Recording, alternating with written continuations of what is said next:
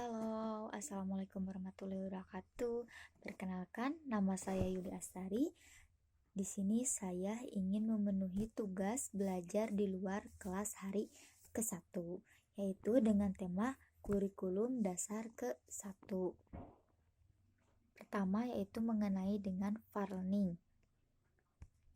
Apa sih pengertian learning? Yaitu proses belajar yang sepenuhnya menyenangkan. Apa sih? Dan nomor kedua yaitu mengapa proses belajar di Bimba harus menyenangkan atau harus learning, yaitu karena kata Bimba menjadi paradigma Bimba, dan yang kita gunakan adalah paradigma Bimbanya, di mana prosesnya harus berbasis cinta dan kasih sayang agar setiap anak merasakan bahagia dalam proses pembelajarannya, sehingga anak pun menjadi senang belajar. Nomor ketiga yaitu apa tujuan dari learning, yaitu untuk menumbuhkan minat belajar secara intrinsik. Dan poin keempat yaitu apa hukum dari learning, yaitu hukum learning sangat wajib untuk diciptakan.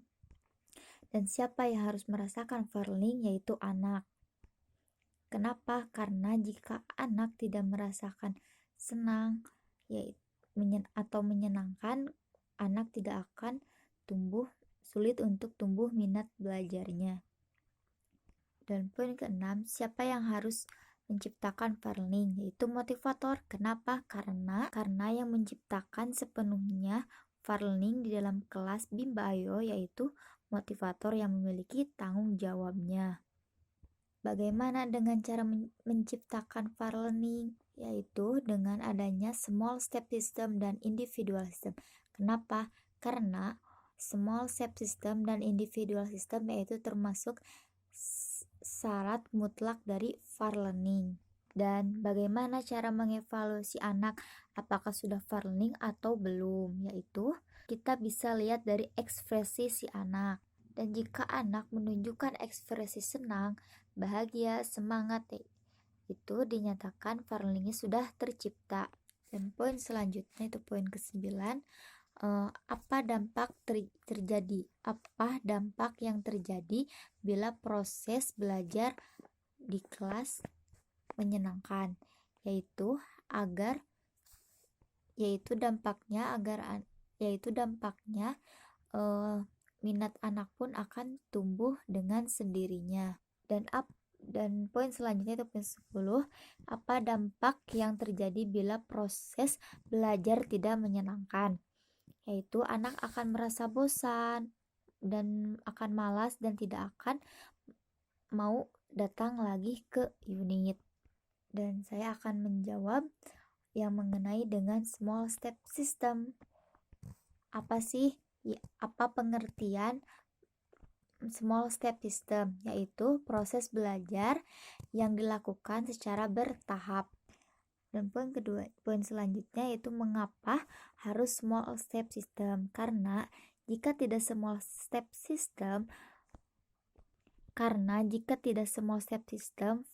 learning pun tidak akan tercipta jika tidak small step system. Dan poin selanjutnya, apa tujuan small step system? Yaitu agar learning dapat tercipta dan tidak akan menyenangkan apabila tidak bertahap.